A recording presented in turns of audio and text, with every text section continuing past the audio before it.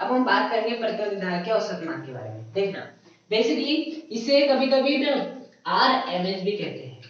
क्या कहते हैं? आरएमएस। क्यों कहते हैं मैं बताऊंगा। बेसिकली प्रतिवर्ती धारा का औसत मान कहें या प्रतिवर्ती धारा का औसत वर्ग माध्य मूल मान कहें, बात वही है। औसत मान कहें या औसत वर्ग माध्य मूल मान कहें, बात आपकी वही होती है। हाँ? तो देखना वही हम निकालने वाले। तो इसका सूत्र ज्ञात होना सबसे पहले तो जो आपका औसत बेसिकली जो ताक्षणिक मान है उसका मान ज्ञात होना। तो आई बार कितना होता है? आई एफ साइन ओमेगा होता है। इसको अच्छे से याद रखना, ताक्षणिक मान इसकी जरूरत पड़ेगी। हाँ तो देखो इसके लिए हम बनाएंगे प्रतिवर्ती धारा का क्या ग्राफ बनाएंगे। बेसिकली देखो प्रतिवर्ती धारा का ग्राफ कुछ ऐसा रहता है, ये रहता है, ये होती है आपकी आई और ये होता है आपका टी। ग्राफ ऐसा होता है। ये वाले समय अंतराल की यदि मैं बात करूं तो आपका जो धारा होगी वो मैं कितनी मान लेता हूँ? I1। ये वाले समय अंतराल पे जो धारा होगी वो मैं कितनी मान लेता हूँ? I2।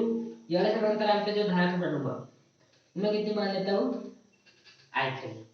कितनी मान लेता हूँ? I3। यहाँ पर जो मान होगा मैं कितनी मान लेता हूँ? I4। कितनी मान लेता हूँ? I4। तो बेसिकली यहाँ पर I5, I6, I7 ऐसे ऐसे संपूर्णता। हाँ अब देखना जब हम दिष्ट धारा के ग्राफ की बात कर रहे थे तो वो कैसे मिला था? एकदम सीधी रेखा मिला था, जिस कारण यहाँ टाइम यदि मैं t1 पे बात करूं तो कितना था? 5 एम्पियर। टाइम t2 पे भी बात करूंगा तो 5 एम्पियर। टाइम t3 पे भी ज्ञात करा था तो 5 एम्पियर। लेकिन यहाँ पर ऐसा नहीं होगा। टाइम t1 पे आपका अलग होगा, टाइम t2 पे अलग होगा, टाइम t3 पर अलग होगा, टाइम t4 पर धारा का मान अलग होगा। प्रत्येक समांतराल पे धारा का मान अलग अलग होगा। यही क्या होती है आपकी प्रतिवर्ती धारा। हाँ तो बेसिकली देखना जब हम दिष्ट धारा पढ़ रहे थे सीधा ग्राफ मिला था तो आपका जो टाइम t1 पे भी वही था, t2 पे भी वही था, t3 पे भी वही था। तो आपके धारा द्वारा देखो जैसे कि मान लेते हैं आपका एक चालक है, इस चालक में कौन सी धारा बह रही है? आपकी दिष्ट धारा बह रही है। तो क्या वो समय के साथ बदलने वाली? नहीं बदलने वाली। तो जब आपका बेसिकली यहां में से क्या प्रवाहित होगी? धारा। तो ऊष्मा उत्पन्न होगी। बेसिकली देखो जब में से किसी में यंत्र में से धारा प्रवाहित होती है तो बेसिकली गर्म हो जाता है। चार्जिंग के बाद देखना फोन भी गर्म हो जाता है थोड़ा सा, है ना? तो धारा बहती है तो गर्म होता है, गर्म होता है तो ऊष्मा उत्पन्न होती है। और वही ऊष्मा क्या किसके रूप में रहती है? कार्य के रूप में रहती है। तो बेसिकली यदि हम दिष्ट धारा के लिए बात करें, यदि दिष्ट धारा किसी चालक में से क्या होती है? प्रवाहित होती है, तो जो आपकी ऊष्मा आएगी जिसे H कहते हैं उसका फॉर्मूला कितना होता है? I2RT। क्या होता है? I2RT। I क्या है? धारा। कौन सी धारा? दिष्ट धारा जो कि हमसे प्रवाहित हो रही है। R क्या है? प्रतिरोध, इसका प्रतिरोध। और टाइम T क्या है? टाइम जितना हो रहा है, मतलब जितने समांतराल तक वो भरी। और ये किसके बराबर होता है? वर्ग। तो यदि आपकी दिष्ट धारा है तो यदि आप t1 पे देखेंगे, t1 टाइम पे देखेंगे तो भी जो आपका कार्य होगा वो इतना ही आएगा। टाइम t2 पे भी देखेंगे तो कार्य इतना ही आएगा। टाइम t3 पे भी देखेंगे तो कार्य इतना ही आने वाला है। लेकिन प्रतिवर्ती धारा में ऐसा नहीं होने वाला। क्यों? क्योंकि यदि मैं टाइम t1 की बात करूंगा तो बताओ धारा का मान अलग है, प्रतिरोध का मान तो नहीं रहेगा लेकिन धारा का मान अलग है। तो वहां पर जो ऊष्मा उत्पन्न होगी वो भी अलग होगी, तो जो कार्य होगा वो भी अलग होगा। मतलब कि मैं ऐसा बोल सकता हूं कि जब हम दिष्ट धारा की बात करते हैं तो प्रत्येक स्थिति में धारा द्वारा जो किया गया कार्य है वो क्या रहता है? समान रहता है। धारा द्वारा किया गया कार्य क्या रहता है? समान रहता है, क्योंकि धारा नियत रहती है। लेकिन यदि मैं प्रतिवर्ती धारा की बात करूं तो धारा अलग अलग होने के कारण धारा द्वारा जो किया गया कार्य है वो भी क्या होगा? अलग अलग होगा। अलग अलग धारा तो अलग अलग कार्य होगा। तो बेसिकली हमें यदि प्रतिवर्ती धारा का औसत मान ज्ञात करना है तो हमें क्या करना पड़ेगा? ये जो धारा है, जितनी भी धारा है I1 I2, देखो औसत मान हम कैसे ज्ञात करते हैं? देखो जैसे कि एक बंदा था, उसने पहले 1 नंबर लाया, 2 नंबर लाया, 3 नंबर लाया, 4 नंबर लाया, 5 नंबर लाया, इतने नंबर लाया, इसका औसत निकालना। हम क्या करते हैं? सबको क्या करते हैं? जोड़ देते हैं और इसकी संख्या में भाग लगा देते हैं। तो बेसिकली कितना आ जाएगा? यहाँ पर 15 आ जाएगा, जितना भी आता है, लेकिन 15 जहां तक मुझे लग रहा है। हाँ 15 आता है। तो औसत निकालने के लिए बेसिकली हमें वही करना पड़ेगा। लेकिन हमें I1 का भी मान नहीं मालूम, I2 का भी नहीं मालूम, I3 का भी नहीं, I4 का नहीं। तो यहाँ पर हम एक कॉन्सेप्ट लाएंगे, कौन सा वाला? कार्य का कॉन्सेप्ट। और कार्य का कॉन्सेप्ट कैसा है कि दिष्ट धारा के लिए जो धारा रहती है वो एक समान रहती है, जिसके कारण जो कार्य होगा वो भी क्या होगा? एक समान होगा। लेकिन प्रतिवर्ती धारा के लिए धारा का मान क्या होता है? अलग अलग होता है। तो धारा द्वारा किया गया कार्य भी क्या होगा? अलग अलग होगा। होगा अलग। तो बेसिकली बताओ, जब मान लेते हैं धारा आपकी क्या थी, शून्य थी, लेकिन जैसे आप समय के साथ आगे बढ़े तो यहाँ पर देखिए तो धारा कितनी है, I1 है। तो यहाँ से यहाँ तक का जो समय अंतराल है वो मैं कितना मान लेता हूँ, dt। फिर यहाँ से यहाँ तक का जो समय अंतराल है वो कितना मान लेता हूँ, dt। ऐसे dt समय अंतराल है कितने, n। मतलब कि मैंने यहाँ क्या किया हो, I1 I2 I3 इन धारा को कितने भागों में बांट दिया हो, n धारा में बांट दिया हो। मतलब कि यहाँ से यहाँ तक एक भाग, यहाँ से यहाँ तक का दूसरा भाग, यहाँ से यहाँ तक का तीसरा भाग, यहाँ से यहाँ तक का चौथा भाग, ऐसे कितने भाग है, n भाग है। अब यदि n भाग है तो समय अंतराल में कितने होंगे, dt होंगे। मतलब जो आपके समय अंतराल होंगे वो कितने होंगे, n इंटू dt होंगे। ऑब्वियस सी बात है। हाँ, तो मैं ऐसा मान लेता हूँ कि आपने ऐसा जो सब कुछ हुआ कितने समय तक हुआ, t समय अंतराल तक हुआ, तो n dt की वैल्यू कितनी आ जाएगी, कैपिटल T के बराबर आ जाएगी। देखो यहाँ से आता है एक भाग, दूसरा भाग, तीसरा भाग, चौथा भाग, ऐसे कितने भाग है, n भाग है। प्रत्येक में कितना है समय अंतराल dt, तो जो यदि हम n भाग के समय अंतराल की बात करें तो कितना हो जाएगा, n into dt। n into dt के बाद किसके बराबर हो जाएगा, कैपिटल T, जो कि आपका कुल है। आई बात समझ में? तो यहाँ से समझ आ गया कि n dt बराबर कैपिटल T। मतलब कि ये जो संपूर्ण प्रक्रिया होगी वो कितने समय अंतराल में होने वाली, कैपिटल T समय अंतराल में होने वाली। ये छोटा सा अंतराल dt, कुल आपकी भागों की संख्या n थी, तो n dt बराबर कैपिटल T। हाँ, ये काम में आने वाला है। अब देखना हम क्या कर लेते हैं, अब इस फॉर्मूले को हम यहाँ पर अप्लाई करते हैं। देखना जब मैं इस धारा की बात करूंगा, हाँ, तो कौन सी धारा की बात करूंगा, I1। तो बताओ यहाँ पर जो I1 द्वारा जो किया गया कार्य होगा उसका फॉर्मूला यही होने वाला है। तो क्या हो जाएगा, W बराबर I स्क्वायर, I का मान कितना है, I1, तो क्या हो जाएगा I1 का स्क्वायर। उसके बाद क्या आता है R, प्रतिरोध क्या मान लिया हमने, नियम, तो R। उसके बाद जो T है वो क्या है, dt, क्या है आपका dt है। हाँ, तो यहाँ से बेसिकली देखो समय अंतराल क्या है, छोटा सा है, तो जो कार्य आएगा वो भी क्या आएगा, छोटा सा आएगा। तो dw किसके बराबर हो गया, I1 स्क्वायर r dt। चूंकि ये पहली धारा किया गया कार्य तो ये क्या होगा, dw। उसी प्रकार दूसरी धारा द्वारा किया गया कार्य क्या हो जाएगा, dt। यदि मैं तीसरी धारा द्वारा किया गया कार्य देखूं तो वो क्या हो जाएगा, dt। ऐसे ही बताओ कितनी धारा है आपकी, मतलब धारा आपकी कितने भाग है, n भाग है। तो बेसिकली जो आपकी nवीं धारा होगी उसके द्वारा जो किया गया कार्य जिसे मैं क्या मान लूं, dwn मान लूं, तो किसके बराबर हो जाएगा, I कैपिटल N उसका स्क्वायर r dt। आई इतनी बात समझ में? पहले धारा किया गया कार्य कितना हो जाएगा, I1 स्क्वायर r dt, दूसरी बार I2 स्क्वायर r dt। इसी प्रकार से आपकी n धारा है तो n धारा किया गया कार्य कितना हो जाएगा, I square IN square r dt। इतनी बात समझ में आती है? उसके बाद देखना बेसिकली यदि मैं क्या कर देता हूँ, इन सबको जोड़ देता हूँ तो मेरा क्या आ जाएगा, कुल कार्य आ जाएगा। धारा द्वारा कुल किया गया कार्य कितना होगा, तो देखो हम इसको क्या कर देते हैं, जोड़ देते हैं, तो जो आपका टोटल कार्य आ जाएगा। यदि मैं इसको सबको जोड़ देता हूँ मुझे क्या मिल जाएगा, टोटल वर्क मिल जाएगा, टोटल कार्य मिल जाएगा। तो W किसके बराबर हो जाएगा, dw1 dw2 प्लस dw3 ऐसे कहां तक प्लस dwn तक। ये किसके बराबर हो जाएगा, W के बराबर हो जाएगा। अब देखना यहाँ पर हम वैल्यू रखते हैं, रखो dw1 की वैल्यू क्या है, I1 square r dt plus dw2 की वैल्यू कितनी है, I2 स्क्वायर r dt, हाँ I3 स्क्वायर r dt। इसी प्रकार से कितने आपकी, हाँ I capital N square r dt हो जाएगा। ये किसके बराबर हो जाएगा, W के बराबर हो जाएगा। तो यहाँ से W की वैल्यू कितनी निकल गई, ये आपकी वैल्यू निकल गई। बस हमने dw1 dw2 dw3 इन सब के मान रखे हैं। अब देखना बेसिकली ये जो W है वो क्या है, आपका टोटल कार्य है, आपका क्या है, कुल कार्य है ना। कुल कार्य छोटे छोटे कार्यों से मिलके बना है। देखना है जो W है ना वो बेसिकली आपका होगा औसत कार्य।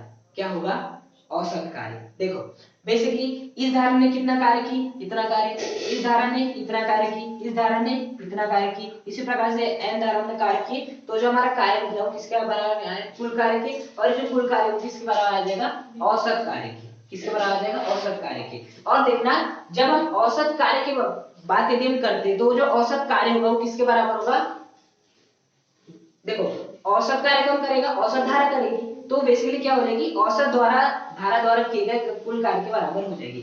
तो यदि मैं औसत धारा क्या मान लेता हूँ? आई ए बी, और यहाँ जो आई ए बी है वो किसके बराबर है? I1 plus I2 plus I3 divide by जितनी आपकी कुल धारा है plus dash dash dash I capital N, औसत धारा इसके बराबर है। हाँ, तो यहाँ से जो आपका W की वैल्यू हो जाएगी, देखो W की वैल्यू कैसे निकालते हैं? आई स्क्वायर आर टी से निकालते हैं। लेकिन यदि मैं औसत कार्य की बात करूंगा तो अब क्या आई का मान क्या हो जाएगा? आई ए बी। तो लिखो इसका फॉर्मूला क्या हो जाएगा?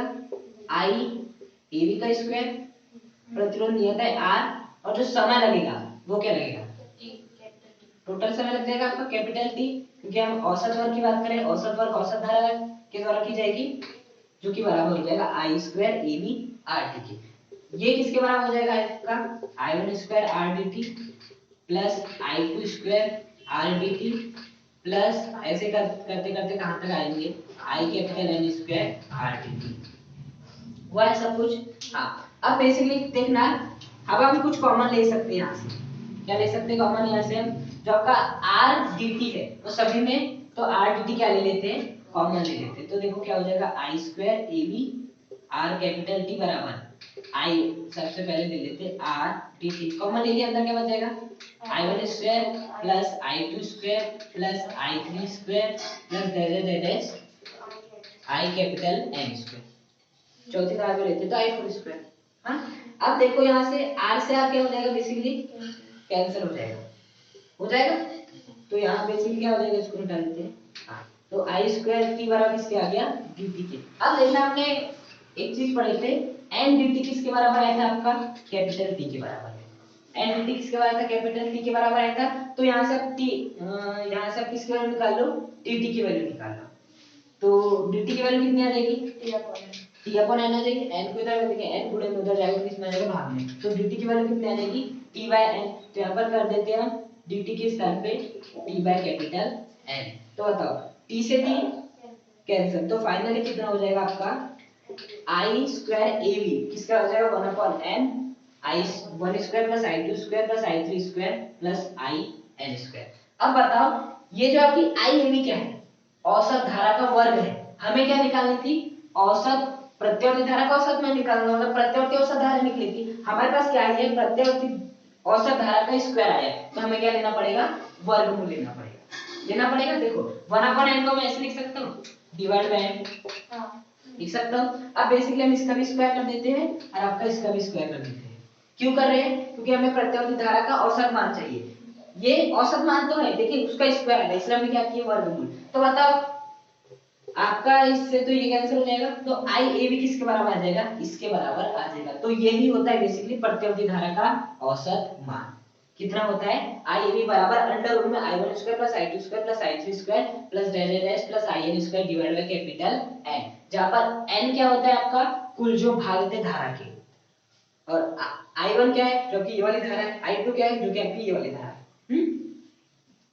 अब देखना, इसको हमने क्या बोले थे? औसत वर्ग माध्य मूल मान। ऐसा क्यों कहते? सॉरी, औसत वर्ग माध्य मूल मान नहीं कहेंगे, वर्ग माध्य मूल मान कहेंगे। क्या कहेंगे?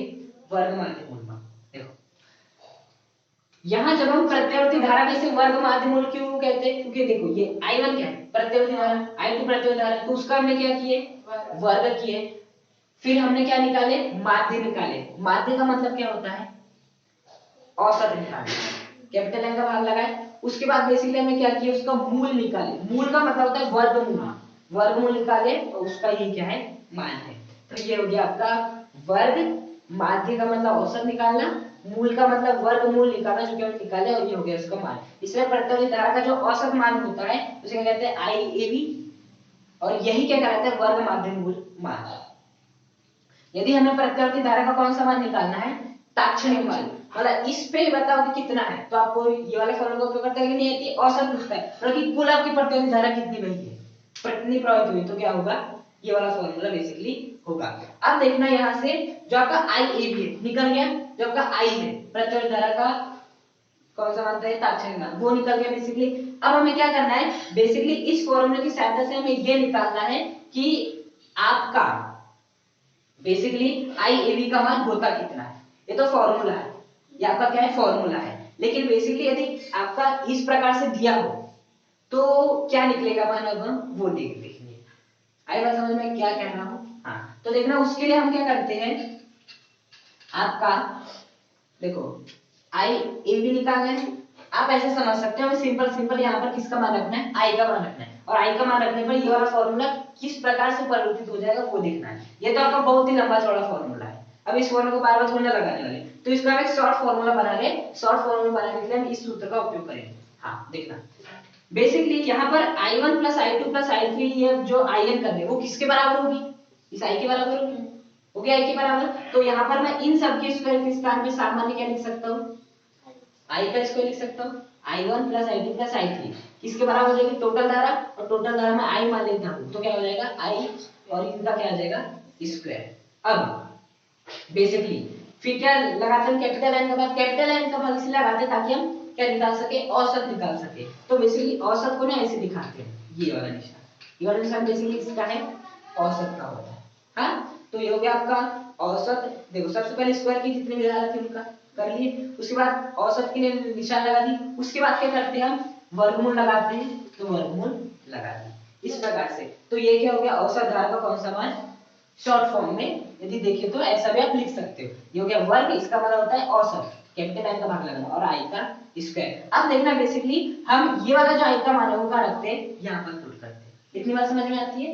हाँ अब हम ये वाला मान कहां करते हैं, यहाँ पर पुट करते हैं, तो देखना क्या हो जाएगा, i a b बराबर वर्गमूल के अंदर रहेगा, देखो i स्क्वायर बेसिकली जो आपका i है उसकी वैल्यू क्या है, i m sin omega t का पूरा का स्क्वायर, और ये औसत, औसत जैसे हो वैसा, और आपका वर्गमूल जैसे का वैसा। अब देखना im sin ओमेगा t के ऊपर स्क्वायर, इसका मतलब sin के भी ऊपर स्क्वायर है और इसके ऊपर क्या है स्क्वायर है, जैसे m n का मतलब क्या होता है n स्क्वायर n स्क्वायर। उसी प्रकार से i m sin omega t का स्क्वायर मतलब i m square sin square omega t, i m square ये वाला। हाँ हाँ उसके बाद देखना जो आपका औसत के अंदर ना जो आपकी नियत वैल्यू है उसे नहीं रखी जाती, उसे बाहर निकाली जाती है। देखो बेसिकली जो आपका im है वो क्या है आपका अधिकतम मान है। अब बताओ जो प्रत्यावर्ती धारा के लिए यदि मैं इस प्रत्यावर्ती धारा की बात करूं तो जो आपका अधिकतम मान होगा वो क्या होगा, ये रहने वाला है, वो तो बदलने नहीं वाला ना, जो अधिकतम मान रहेगा, मतलब जो im है वो क्या आपका नियत है, उसे क्या ले लेते हैं हम बाहर ले लेते हैं। तो आपका i स्क्वायर n क्या आ जाएगा बाहर, अंदर क्या बचेगा sin स्क्वायर ओमेगा टी, क्या बचेगा sin square omega T, i square बाहर आ गया।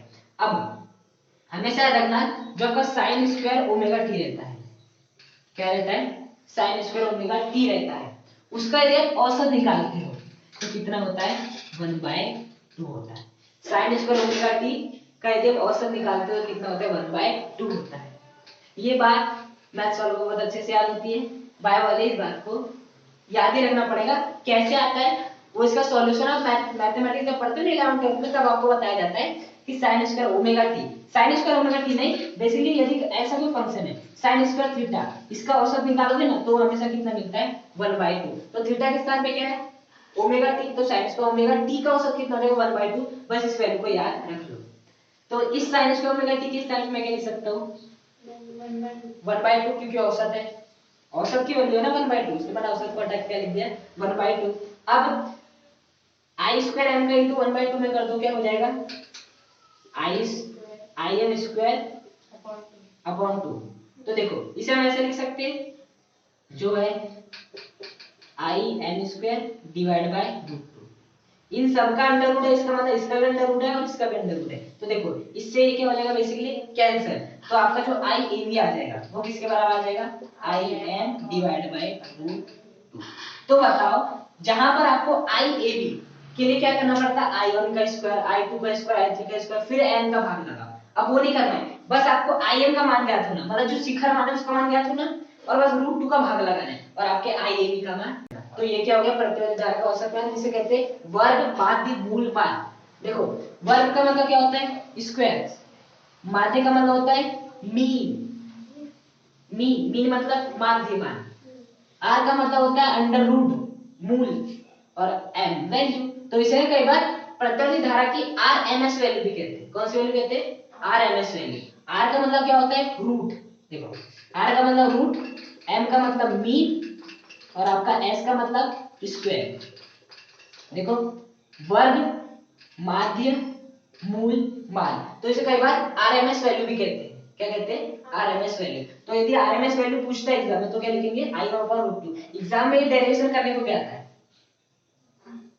करने की इसको अलग अलग तरीके हैं, हर जगह अलग अलग कराई जाती है। ये वाला ज्यादा आसान है इससे करना, क्योंकि समझ में आ चुका है। बस पहले क्या करना है आपको? अलग अलग धारा द्वारा किए गए कार्य निकालना है, फिर उन सबको जोड़ देना तो टोटल कार्य निकल जाएगा। टोटल कार्य औसत धारा द्वारा किए गए कार्य के बराबर हो जाएगा, तो आपका मान आ जाएगा कौन सा वाला, वो जो हमने निकाले थे। फिर वहां से आप क्या कर देना, ऐसे लिख लेना, इस आई के स्थान पे ये वाला मान रख देना और ऐसे सॉल्व करके I/√2। एग्जाम में आता है एक प्रकार की डेरिवेशन है कि प्रतिवर्ती धारा का औसत मान ज्ञात कीजिए या प्रतिवर्ती धारा का वर्ग माध्य मूल मान ज्ञात कीजिए। तो आपको डेरिवेशन पूरी यहां तक करनी पड़ेगी।